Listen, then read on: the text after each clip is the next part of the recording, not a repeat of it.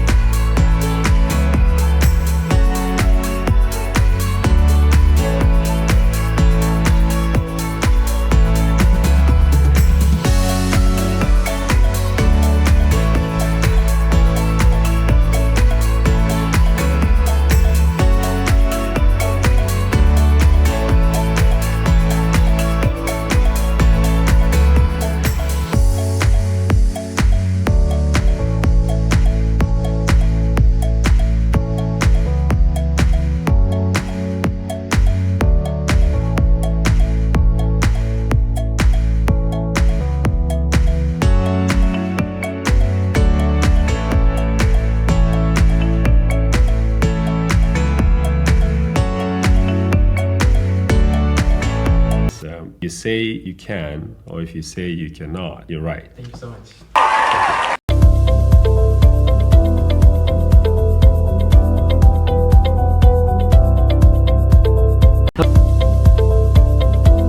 Greetings from the Vancouver's newly opened Azur Hotel. Today I have the great pleasure and honor to record the fourth episode of the AD Show podcast, and I'm very excited for my guest speaker, Bek Shamsiev, who is the General Manager of the Azur Hotel. I'm so excited for this episode. Bek, thank you so much for taking the time to join me today. Thank you. Likewise. Bek, you have had an impressive journey and career as a young and successful General Manager. Can you share a bit about your background and what inspired you to pursue your career in the hospitality industry? Absolutely. Pleasure is all mine. My name is Bek Shamsiev. I was born and raised in Uzbekistan, in the capital of Uzbekistan, the city called Tashkent. And not a lot of people know Tashkent in North America, but it is a beautiful country and beautiful city in the great Silk Road route, which used to be the trade hub of the region back in the days.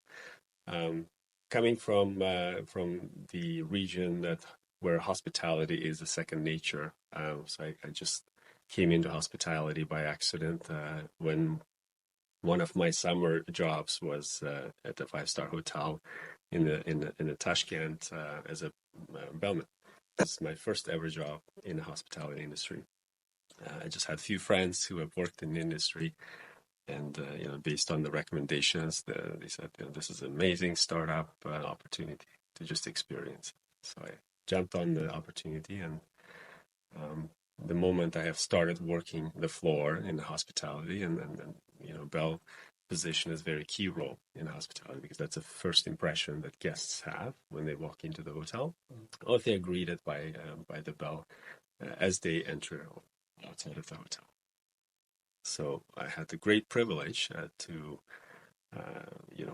meet people from all over the world all of a sudden, because of my career, because of the job that I had, and I just fell in love with that dynamic nature of the industry. And the opportunity to meet people from all over the world without leaving your own city. Exactly. It's like going out for a world tour. And as a result, I've also had the opportunity to meet some of my future partners in the city through that job as well. Right. So it's a great experience, and then definitely work my way up to the position where I am at currently by experiencing every single strategic role that you have in hospitality, because in my opinion, it's very crucial for you to understand all of the moving parts and be able to relate to every single staff member you have. If you cannot relate to them, or if you do not have hands-on experience, you just, it's really hard for you to gain their respect. Mm-hmm. Because we are working with people, we are in people's business. If you do not get the support of your team, growing within the industry gets much more difficult. Mm-hmm. That's an amazing story, Bek. I mean, you have talked about some great things. And first of all, you started your career as a bellman. That's correct. And I really relate to that because that's how I started my career too when I was in Istanbul back then. And I think that's a great position to start and understand about hotel operation. And you are the first person that gets meet most of the time, unless there is a doorman. But I mean, it's a fun job, actually. I also enjoy it. It is. Until now, I have worked in every single role. But if you ask me, what was the funnest experience you've had in the industry, I still say that when I was a bellman. Oh, man. Yes, because all of the stories that you have, during the 24-hour operation, and all of the fun experiences and troubleshooting experiences that you get to experience is always thrilling. Mm-hmm. And every day is a day with new adventures in the hotel operation if you're a bellman. And I know we need an entire different episode to talk about the stories you have when you were a bellman. Sure. We'll sit down for another cup of coffee.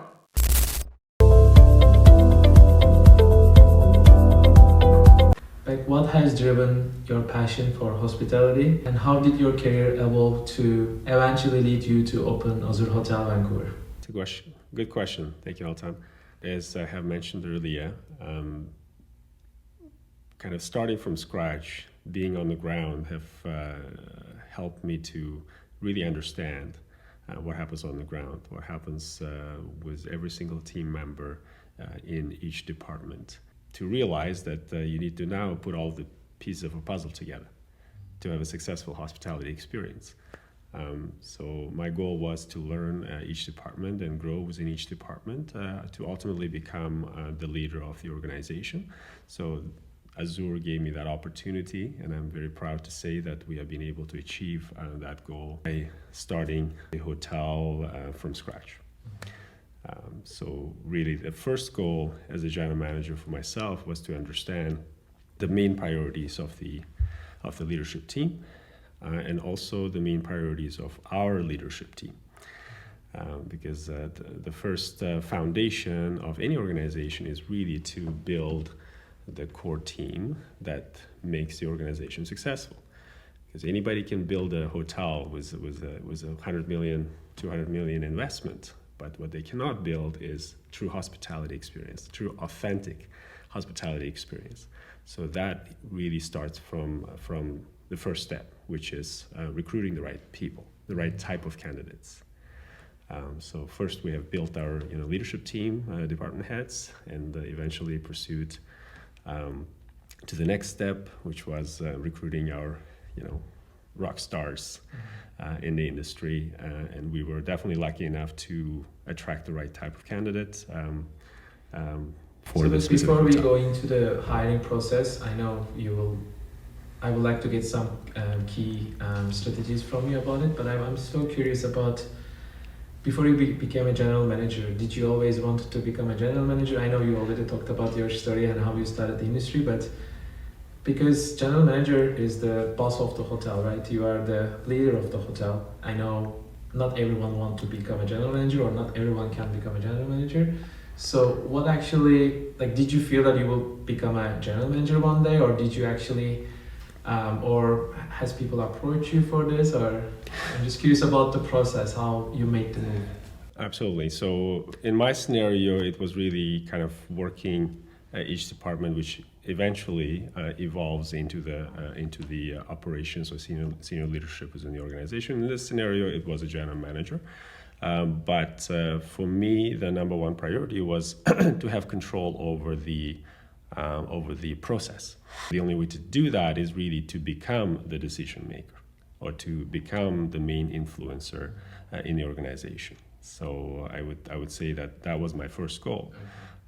To work directly with the ownership, to work directly with the stakeholders, to craft that experience, which we are proud to offer to our guests. That's amazing. Like my next question to you is, what was the experience like opening a new hotel, the newest hotel in Vancouver, and what were some of the challenges that you faced, and how did you overcome them during this process? Thank you. I would say the thrilling experience, to say the least, because anybody who's in the hospitality industry has a dream that to be part of the new beginning, right? So for me, it was definitely a great opportunity to challenge myself and kind of take on this project when the proposal came to my attention. The first thing that was very exciting for me is to be part of reopening decisions, because a lot of the times hotel projects get crafted and by architects, by designers, but then they're not the operators. So a lot of the things, a lot of the key elements that need to be in the project or considered in the project are not necessarily considered. So bringing the hotel manager or the operator earlier on in the stage was very important, especially in a very urban environment where you have limitations in the real estate. The size of the property was quite small for this specific scenario. So we had to make some changes and consult with our architects and designers to see what we can do to make this project more functional as a hotel. And it's also more enjoyable for the guests, so that they do not see the back of the house, so that they don't see certain elements of the hospitality that needs to stay in the back, that should not be visible for the guests' experience. Like service elevators or people. Precisely, yes. Moving of deliveries, for example, yes. Right? Supplies, movement of staff when they're not presentable in some scenarios due to the maintenance or any other reasons.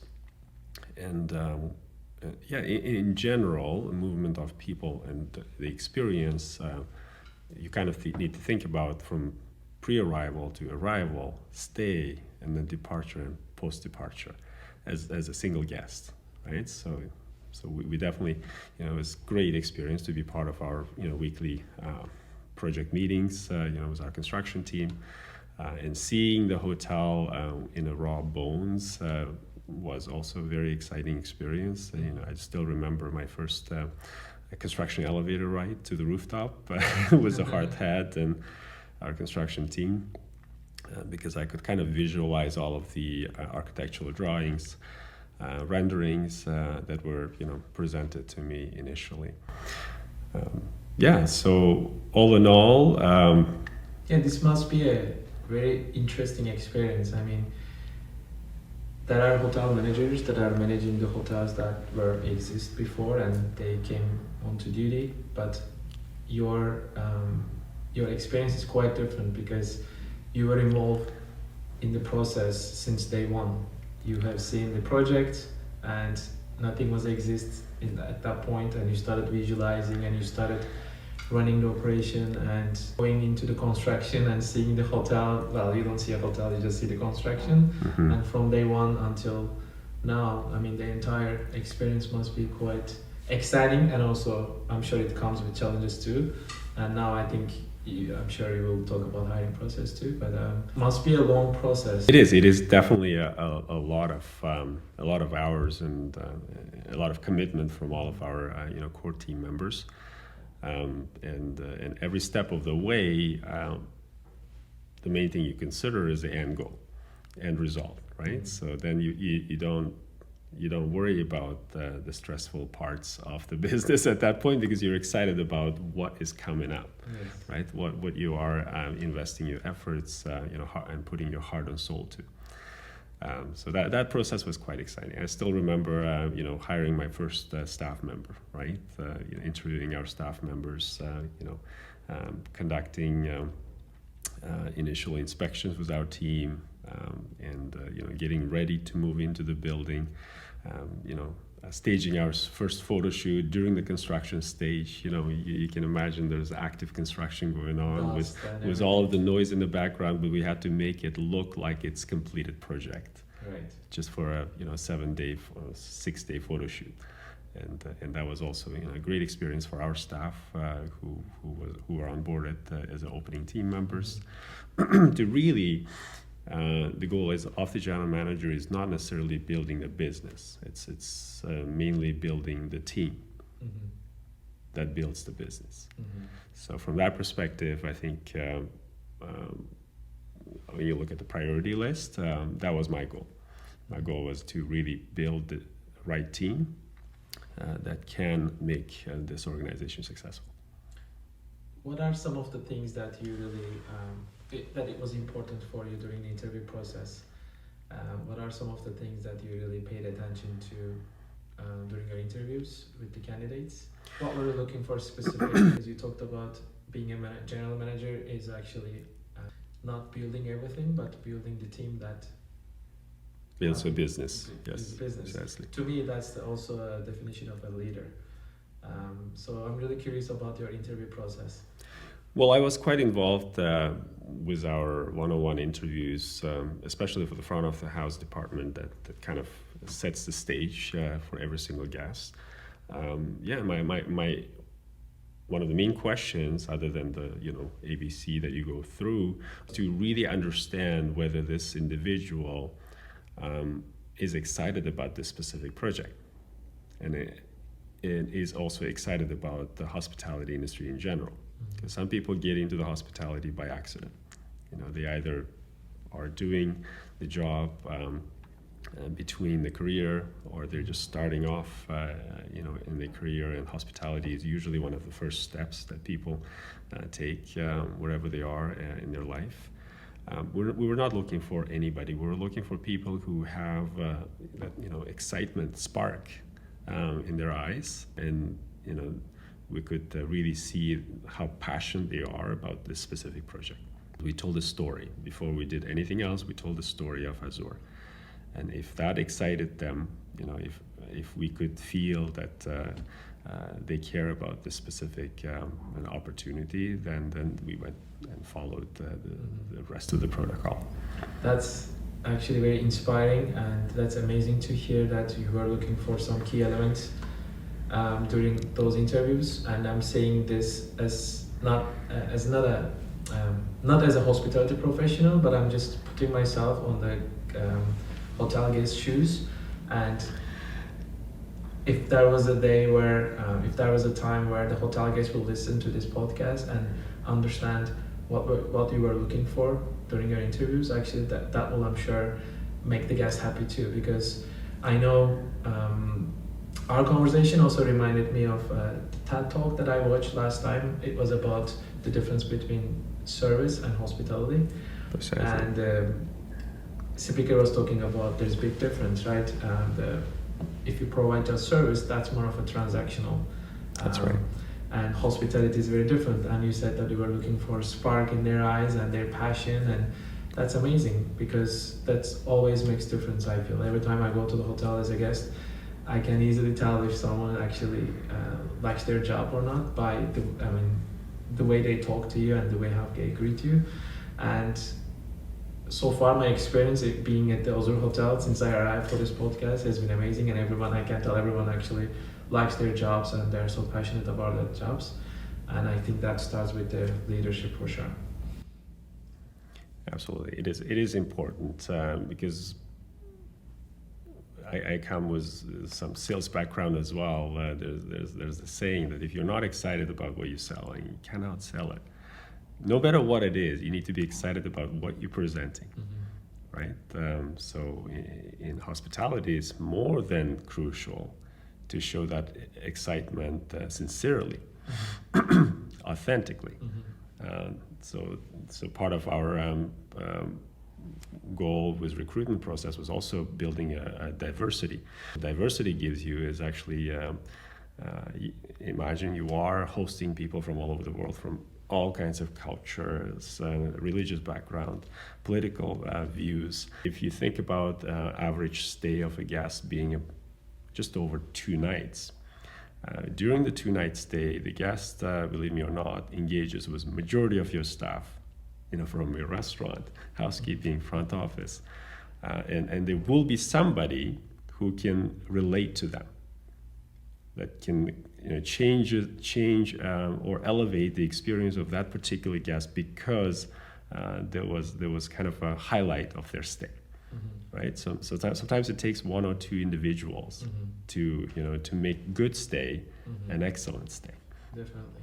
So that's that was one of the goals that we've been able to achieve, because currently we pretty much have a very diverse team in all departments. So when you say diverse, how diverse is your team?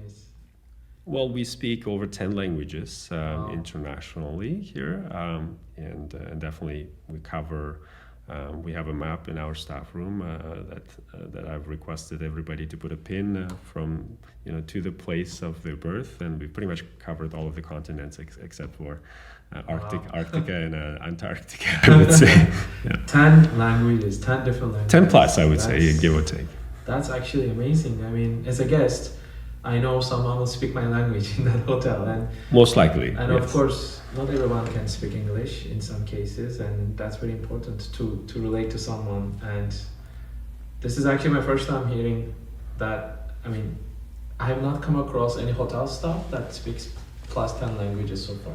And I have been to resorts, I have been to large properties around the world, and I feel like everything was planned in every stage that just elevate the guest experience in terms of your staff and operation and everything. You were there before your baby was born. I mean, during the you can call it process, that way. And then once your baby was born, you can see your baby walking, and you can be proud of what you built. And it's a similar analogy. Yes, it's a very similar analogy, because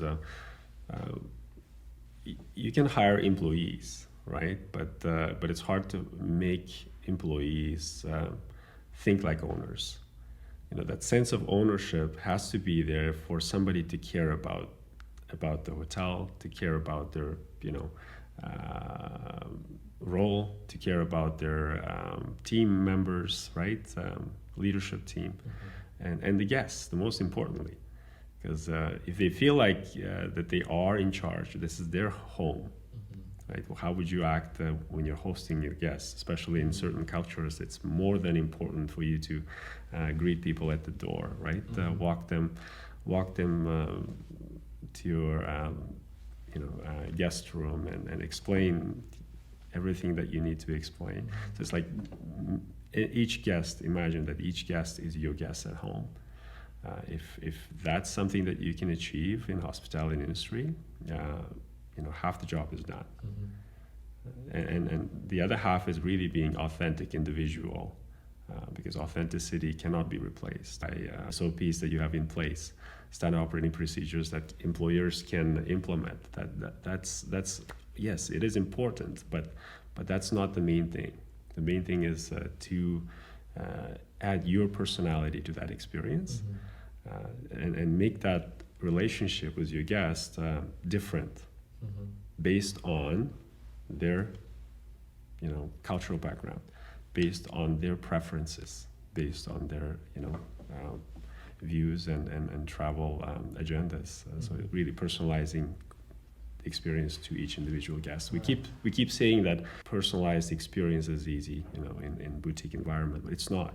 It's really hard, because even psychologists usually tend to read the room as soon as they walk in, but there are some incorrect first impressions that you can have about the individual. So you can be really social with the guest, thinking that they're gonna like it, but sometimes you do get it wrong, right? Yeah, you need to read the room, definitely. You definitely need to read the room, but it's certainly it sets the stage for about what we expect from our team members.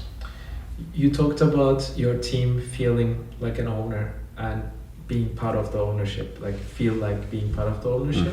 And you also talked about making the guests feel home, right? So that tells me you really empower your team in a way that they feel like home, because if they feel like home, they can greet their guests to their homes. Precisely. So that tells me that this is something that actually I was talking to my students today in the class about. We were talking about the differences between manager and leader and micromanagement and all of that.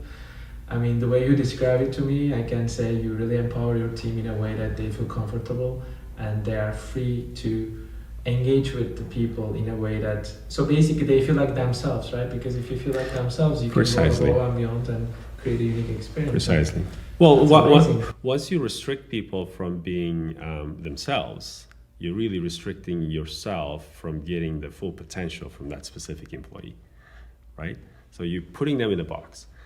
By putting them in a box, you are not necessarily utilizing all of their ability.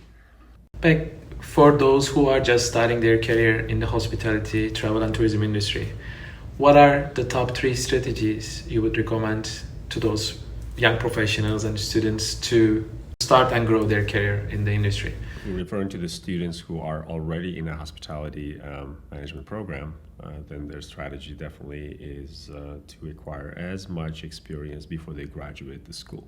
So that could be the opportunities in the summer. Would you like to volunteer? Yes, it's not a lucrative offer, but that's really what it takes to build up the experience, right?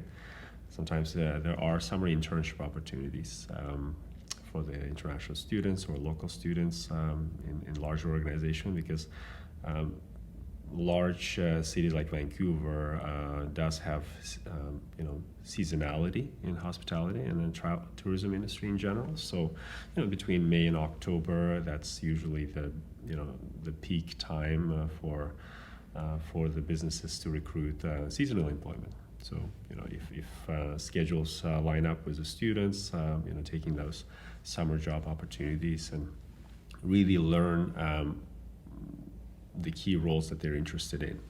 Certainly, that cuts their progress time after they graduate, right? So they can always put it on their resume saying, I've actually served at this restaurant. Ultimately, yes, getting back into the industry once they graduate is going to be a lot faster, and progression also is going to be a lot faster. And once they are in the industry, obviously being open-minded and being eager to learn is kind of an ingredient for success, because leadership team and department heads always look at the candidates in the first 90 days. We call it probation period. There's a reason why there's a probationary period, because you can either make it, succeed, or don't make it at all. So you really have 3 options. You either do a okay job and be a status quo employee and continue and pass the probationary period if business demand is still there, or you have a perfect opportunity to showcase that you are a dedicated candidate. You can do way more than your current responsibilities are, and literally ask for more responsibilities. Those people who do ask a lot of questions, who do demand for additional duties and responsibilities, tend to succeed faster, because I've been the department head myself as well.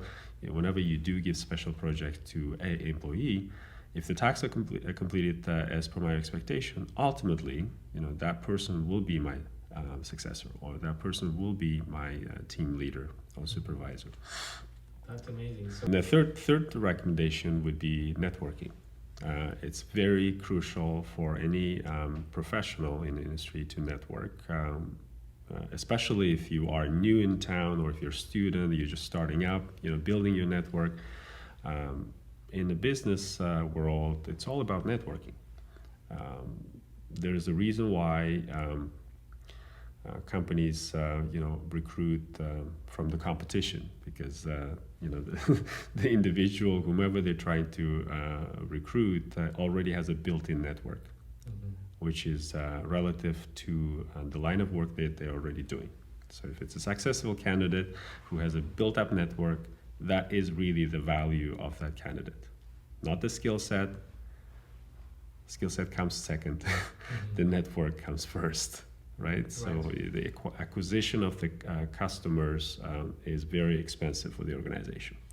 So like if you are, showing that, you already have a built-up network, and then certainly with the network, you also get referrals, positive referrals based on your interactions and experience with individuals. That really helps you to excel in the career, or even excel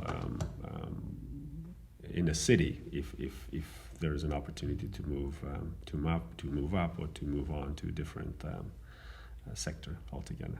Thank you so much, Bek. I think these three strategies will apply for those who are just starting their careers and also for those who are already in the industry and they want to grow. And today, one of our conversations with students was also about networking, because my students were asking me about, Professor, we have been applying jobs online, but we are not hearing back. And your strategies reminded me of that conversation, because what I see in these three strategies is also, I think, going out of your comfort zone a little bit, right? In order to use these three strategies. And we were talking about the same thing with students. I was saying that, why don't you go into the businesses and introduce yourself as a student and ask if there are any opportunities. Worst case, this is a good experience for you, and you are building your network, right? Precisely.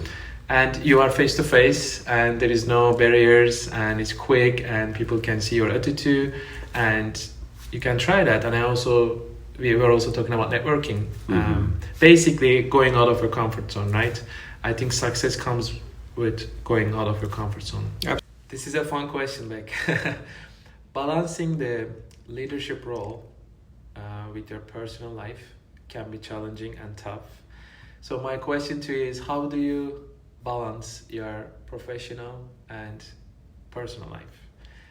Or do you have any tips that you could share with professionals in terms of work and life balance? Work and life balance is becoming more and more important for anybody who is working for an organization. Especially after the pandemic, people have noticed that what they can do with their valuable time when they're not commuting, right? When they're not working overtime. It is important to provide that to the individuals, no matter which position they're in, because people, after all, human beings, are more productive when they are rested, when they have time for other priorities, more important priorities like family or your significant others, friends, because otherwise, the performance degrades over time. I mean, not necessarily your top performer can become an average Joe in a short period of time if you do not have that work and life balance in the organization, because people do burn out quite fast. And then once they stop enjoying what they're doing, then it affects everything else that you expect that individual to do or to perform, like motivate the other team members. If that individual is not motivated himself or herself, how would you expect that person to motivate their team members, right? If team members are not motivated, it reflects on your business, because after all, we are in hospitality industry. So in my scenario, it was certainly tough in the beginning when you are opening, or starting a new organization. You do certainly have a lot more commitment. But kind of slowly you transition and start delegating to those team members or leaders that have performed and showcased that they can manage certain tasks and certain projects without supervision, right? So that's how our organization have evolved over the past just over 12 months. We've just celebrated the 1-year anniversary with our team. Congratulations. Thank you. We've been able to, identify key team members who had the opportunity to grow and who had what it takes to lead other team members. So that offloads the responsibilities of the leadership team members, right? So as a general manager, I cannot greet every single guest. I wish I could, but I cannot physically do that. So, I do rely on our department heads, our managers on duty, right? And our concierge team members to act like me when I'm not here. So ultimately, it's the same goal with the rest of the team members. They always need to have somebody else in case if they're not here. So having a great team really helps for your work and life balance. Precisely, because after all, your team is the one, or team members are the ones that are running the show. They are the act. They are the superstars, right? So management usually needs to be in the background, not necessarily in the on the floor. Whenever you're on the floor, you're there to check in with your guests. You're there to, check in with your staff to make sure that they have everything they need to succeed. I don't find myself, covering one of my staff members at any point. Sometimes we do, but that's not my job. My job is to make sure that I, provide the tools and resources for every single team member or every single department head so that they can be successful in what they do the best. Right? So that's ultimately the goal. So we are at a stage where I certainly do take my weekends off. It is very crucial for me to spend quality time with our kids and my wife and my parents. So and on Monday when I return to Azur, I'm kind of refreshed and I've regained the excitement that I had at the end of the previous week. If that happens, you kind of continue the success. That is very important in my opinion. I think it's important for people to realize that work and life balance actually helps to the success of the businesses too, because precisely mental health is really important to yes. perform better yes. At workplace. Precisely. Yes, especially in hospitality, it is 24-hour operation, right? You cannot close the door, close the shop, and go home after 5:30.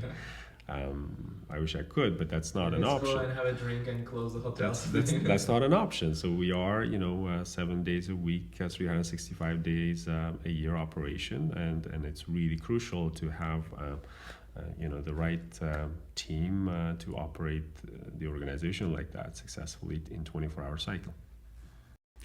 Yeah. Thank you, Bek. That was great. Like, if you could go back to the past, what would you advise to your younger self? That's a tough question because I think every single person always looks back and reflects on the past, right? But sometimes we forget that where we are is a result of all the decisions that we have made in the past, every step of the way, whether it was a positive decision or negative, because in any success, there is a sour past as well. There are rejections, there are learning curves, there are step backs, whatever those were for yourself, for example. Well, the only thing I would really say to my younger self is, I would certainly say, Bek, you need to be more ambitious and take more risks. Because I always thought that, or after learning, right, as we grow within the industry and as we grow as an individual, we realize that the passion that a child or innocent thoughts that children have about what they can do in the future die down over a period of time. So if you ask a 5-year-old, who would you like to be when you grow up? They will not have a doubt when they say president, right? Or I don't know, a superstar football player. Anything crazy that they can think of, they'll tell you because they think they can do it. But as we grow older, after all of the reality that brings to life, rejections, after rejections, you kind of start doubting about, maybe president is not necessarily my cup of tea, or maybe it's not achievable. Maybe I cannot go to the moon, right? Maybe I cannot be a manager. Simple tasks become unreasonable goals, right? So those goals are there for a reason, and I think all of us need to realize that without giving your faith or the confidence or taking risks, those next steps are not achievable. Unless if you say that I am taking these risks and I am willing to work hard for whatever you're working for or towards, those are not achievable. I always give an example about the lottery, scenario that people keep talking about, right? So, one day I will become a millionaire, right? And I would joke whenever I hear that sentiment, saying that, do you actually play a lottery? Exactly. I asked that question, do you play a lottery? Most of the time I hear not that often or not at all.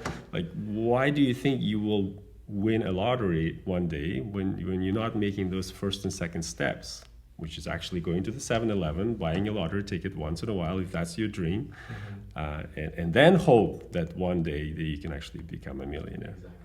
So I think that's very similar to every path that you can pursue in any industry, unless if you are,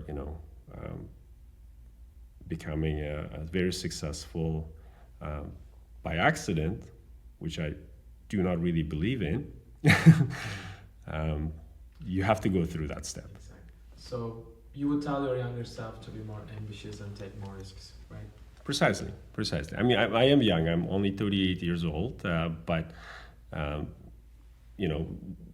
if I was taking more risk in my scenario, I would have definitely succeeded even more. Right? That's true to every single individual. Age is not necessarily a stamp that okay, you have to be 50 to be a CEO of the organization. No. That's never the true. Mark Zuckerberg, or especially certain industries, prove the point that you can become a multimillionaire or C-level executive, under 25, under 30. So it really depends on what your priorities are, what your dream is, and whether you are willing to work hard to get to where you want to be. Yeah. I think this is a great advice to your younger self. I think this is a great advice to everyone who is watching too. I think we need to again go out of our comfort zone and take risks in life. And by the way, you are very young, Bek, and I think you are one of the youngest general managers. I would definitely say that. Probably in Vancouver. Age doesn't matter, but I think it's always good to see some young leaders in the world. I think we should see more young leaders, and I know it could be a challenge too sometimes that. Based on my personal experience too, I think being a young executive and leader, sometimes you need to, I feel like we may need to work a little bit extra just to build that trust with our team. If there is an age difference between us and our team, I think sometimes it could be challenging in a way. Sometimes you're like, okay, you are like on my son's age and I'm reporting to you, things happen like that sometimes. That is true. That is true in any position, though. Like it doesn't necessarily have to be about. So do you find it challenging, or do you find that the young professionals, young leaders, they need to do a little bit extra work, or like to build that trust with the team, or? Yes, I mean. Perception is that, let's say, if you are assigned to your role as a senior executive, and you are, you don't necessarily have as much experience as your team members who have been with the same organization over 20 years, does certainly create a barrier for you, really, to legitimize your role with the organization, right? To legitimize the fact that you actually deserve to be where you are in a senior leadership, right? That takes time. That takes time in any organization. Whenever you are starting a new organization, you already have a core team which has been there for a long time or longer than yourself. You will see some people who have you have also provisioned or eyed your role, and they are they are perceiving you as a competition at that point. But I always build relationships with each individual as much as I can, because once you get to know your team, that's when you start gaining respect. Because people don't respect you for your role with the organization. They respect you for how you engage with them on a one-on-one, right? Or as a group. Once they understand that you are there for the benefit of them or for the benefit of the organization, and you have, the intention of making this organization better than it was yesterday, that's when you kind of gain the respect, and then you become a visionary, or at least you gain their pledge to be part of the success story, right? So that's really the friction, initial stages of friction from your existing team that you became a leader for. Right. Thank you. So I have some rapid fire questions, Bek. You don't need to think it further. You can just throw some answers if you like. What's your favorite part of the day as a general manager? Other than having my first cup of coffee, my favorite part is meeting our guests in our lobby and restaurants.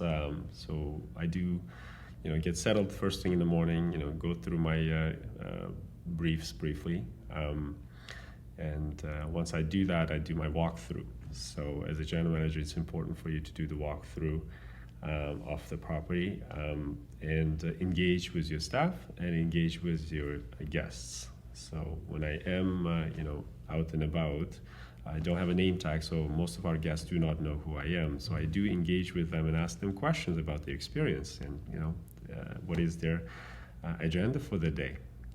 How do they like the city? So really that interaction, and they may not know that I'm part of the staff, right? Mm-hmm. They may think that I'm another guest as well. So I kind of have that connection to make sure that, I have my hand on my finger on the pulse to really understand, okay, are we, are all of the ducks on the row, right? Are we actually performing on the floor? So that's the favorite part of your day? Precisely. If you are not in hospitality, what career would you pursue? As a child, one of my passions was architecture. I actually, after graduating my undergrad school in construction management, my plan was to go to do the master's degree to the architectural and design program. But somehow the direction have shifted, and had the opportunity to go to the business school in the U.S. But yes, if I was not part of the hospitality industry, I would have certainly taken more time and go back to school and regain some technical knowledge. That's great. And become an architect. So I'm sure you enjoyed the construction process of the hotel, and when you were reviewing the design of the hotel, I'm sure you really enjoyed that process too, since you have a special interest about architecture. I would say yes, some of my educational experience came handy during the construction period, kind of thinking about how to read the drawings, how to understand the structure, how to read the codes, and work on some technical aspects of the building and the requirements. So certainly, my educational background is from Central Asia and Uzbekistan. Certainly, codes are different, but the core of the construction is the same. My father is also an engineer, civil engineer, so I do have some experience interacting with him on the construction stages. He used to spend a lot of time with him traveling too. But yeah, certainly it was my passion, and it is a lot of commitment too. So to become an architect, you certainly need to have a certain type of interest and passion to creating something new. Thank you, Bek. We are close to the end, but I feel like it's talking to you and having this conversation with you is so inspiring and motivational, and it's so much fun that I don't want to stop. But I know typically my last question was gonna be if you have any message that you are willing to share with audience, or you can share one of your favorite quotes if you want to talk about it, or one of the quotes that maybe shaped your career or your life that you want to share, or it's up to you. Well, we all read and kind of educate ourselves about how to become successful in general, right? But one of the quotes that I like to follow is, if you say you can, or if you say you cannot, you're right. Because ultimately it is your decision, right? It is your decision, because the only thing that stands between yourself and a success is yourself. right? If you are limiting yourself, there's nothing else that that can help you to succeed in life. And there are great takeaways in that quote, actually. I think one of them is law of attraction. If you say you can do it, then you can do it. Or if you're always being negative and, oh, I can't do this, that means you're not going to do it anyways. Precisely. And it's a power of attraction. So then, ultimately, when you are positive or you are negative, you attract the certain type of people within your network, right? So that either helps you to excel or drags you down. So believe in yourself. Absolutely. Bek, it has been a great honor and pleasure to have the 4th episode of the 80 Show podcast, and I really appreciate your time, and thank you so much for your support and being my speaker. Thank you very much, and I wish you all the best with your production as well. Thank you so much. Thank you.